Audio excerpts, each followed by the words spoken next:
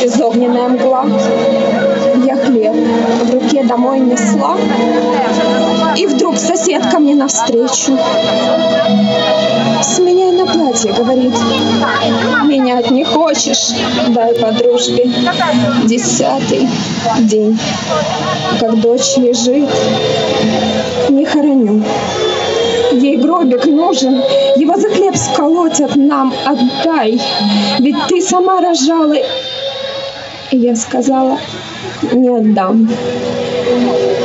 И белый ломоть крепче сжал, отдай.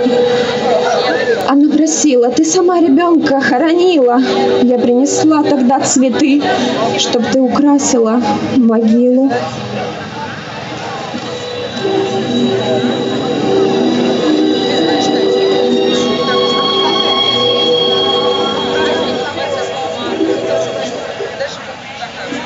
Как будто на краю земли.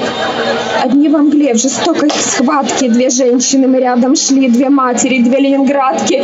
И одержимая она молила долго, горько, робко, и сил хватило у меня не уступить мой хлеб на гробик. И сил хватило привести ее к себе, шепнув угрюмо, на, съешь кусочек, съешь, прости, мне для живых не жаль, не думай. Прожив декабрь, январь, февраль, я повторяю с дрожью счастья, мне ничего живым не жаль, ни слез, ни радости, ни страсти. Перед лицом твоим война.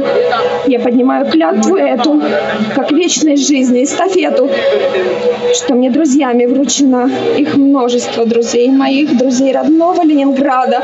О, мы задохлись бы без них в мучительном кольце блокады.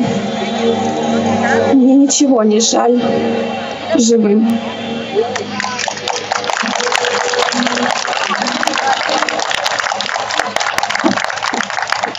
Спасибо.